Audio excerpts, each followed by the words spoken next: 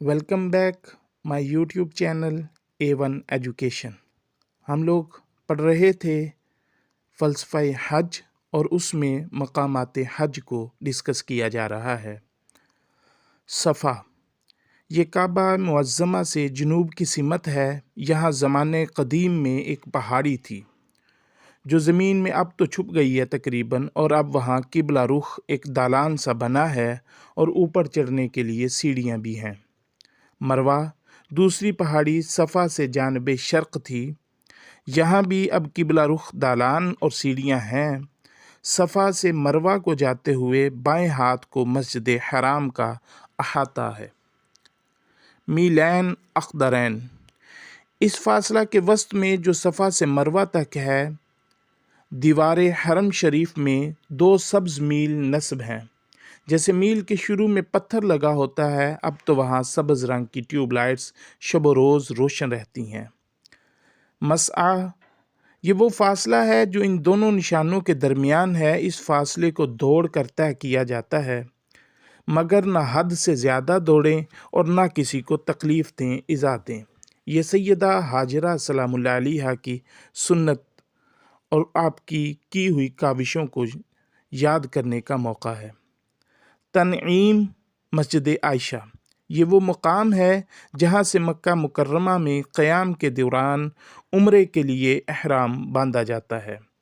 ज़ुल्हुलैफ़ा ये मदीना से मक्का की तरफ 10 किलोमीटर दूर है, जो अहले मदीना का मीकात है।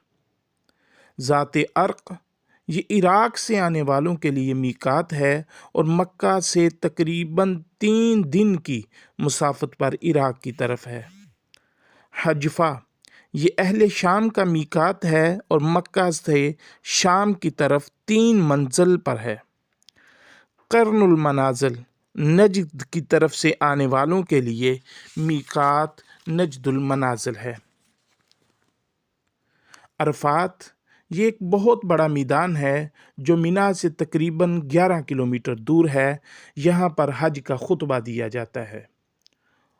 मुअक्कफ़ अरफात में वो जगह जहाँ नमाज के बाद से गुरूब आफ्ताब तक खड़े होकर ज़िक्र दुआ का हुक्म है। बतने अरफा ये अरफात में हरम के नालों में से एक नाला है जो मस्जिद नमरा के मगरब की तरफ यानी काबा मुअज़्ज़मा की तरफ वाक़या है। यहाँ वक़ूफ़ जायज़ नहीं। यहाँ क़याम या वक़ूफ़ किया तो हज अदा न होगा। मस्जिद नमरा मैदान अरफात के बिल्कुल किनारे पर एक अजीम मस्जिद है। इसकी मगरबी दीवार अगर गिरे तो बतन में गिरेगी। जबल रहमत अरफात का एक पहाड़ है, ज़मीन से तकरीबन 300 फुट ऊंचा और सतह समंदर से 3000 फुट बुलंद है। इसे मुअक्क़फ़े आज़म भी कहते हैं। इसी के करीब हुज़ूर सल्लल्लाहु अलैहि वसल्लम का मुअक्क़फ़ है, जहाँ स्याह पत्थरों का फ़र्श है। मुज़दलिफ़ा अरफात और मिना के दरमियान एक कुशादा मैदान है। अरफात से तकरीबन 3 मील दूर, यहाँ से मिना का फासला भी तकरीबन इतना ही है।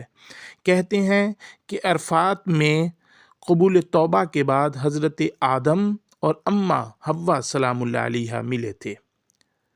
माज़नीन अरफात और मुज़दलिफ़ा के पहाड़ों के दरमियान एक तंग रास्ता है।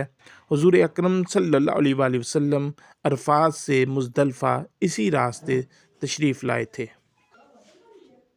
मशअर हराम इस ख़ास मुकाम का नाम है जो मुज़दलिफ़ा की 2 पहाड़ियों के दरमियान है, और ख़ुद सारे मुज़दलिफ़ा को भी मशअर हराम कहते हैं।